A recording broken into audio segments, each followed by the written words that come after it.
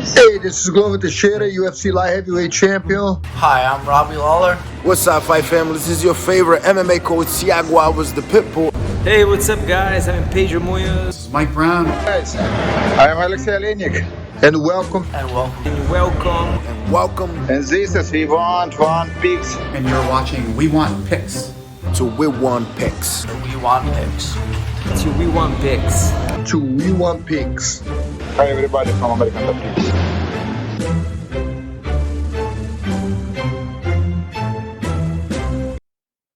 Next up, at UFC Vegas 46, we have the rematch that nobody asked for. We have Katlyn Chookagian versus Jennifer Maia. Katlyn Chookagian, 16-4 overall, 3-2 in her last 5, coming off of a very close win over Viviane Araújo. Jennifer Maia, 19-7 overall, 3-2 in her last 5, alternating wins and losses.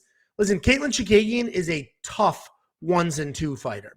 She works really hard. She stays very busy. And when I say 1s-2s, I mean she sticks to the basics. She's very, very good at the basics. She hides her 2s, which is a straight right, behind her 1s, which is a jab. And that is as fundamentally sound as you can be. And she does that really, really well. And she stays in her lane with those solid fundamentals. She's mastered them.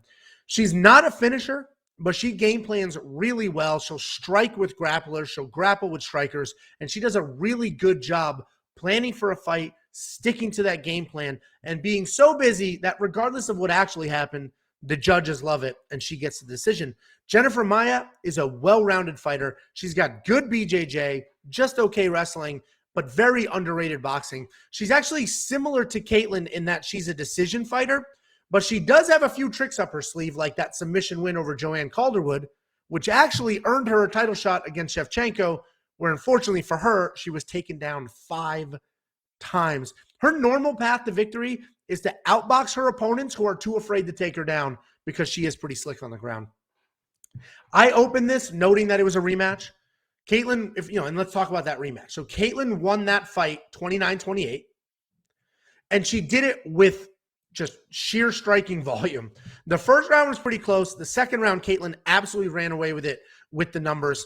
And Katlyn managed to outstrike Maia the third round, even though she was taken down and controlled for almost half of that entire round. In order for Katlyn to win, she needs to do the exact same thing. Stay away, land as much as possible, and take over with volume. For Maia to win, she needs to crowd Katlyn. She needs to grapple, get a takedown, steal the seconds, steal the minutes, and take away the volume.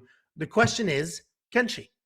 We saw in the third round in the last fight, she had some success with that. She had success with the grappling. She got a takedown. She held her down for 2 minutes, had some control. But overall, she only has a 50% takedown accuracy, and that is matched up against Chookagian's 50% takedown defense. This is a tough fight to call, man. These odds are absurd. Minus 160, I get it. She won the first fight, but that was a close-ish fight. We saw that Jennifer had a clear path. I know the judges love Katlyn, but minus 160, we're almost flirting with a 2-1 here, and it's not like she blew the brakes off of Maia, especially when Maia had the grappling success. So this is a tough fight to call, but at the end of the day, I trust Katlyn enough, or I trust Katlyn more to stick to her game plan, stay on the outside, and be prepared for the takedowns, than I trust Maia to come in and just shoot over and over and over and stay in Katlyn's face. I think this is closer to a pick'em. The judges have proven to us that they love Chookagian. She wins every single close decision that she's in. And I like Chookagian to do more of the same. Heavy volume, stay on the outside, dance around, defend where she can.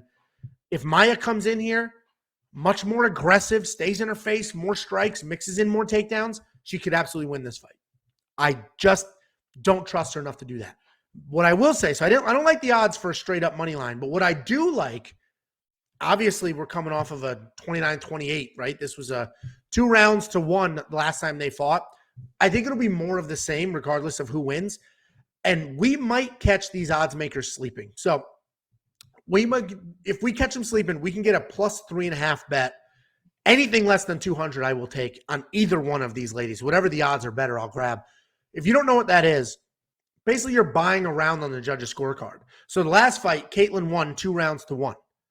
So if you did a plus 3.5, you bought 3.5 points in the judge's scorecard. And if you did it on Maia last fight, you bought yourself another round. She gets 2 rounds.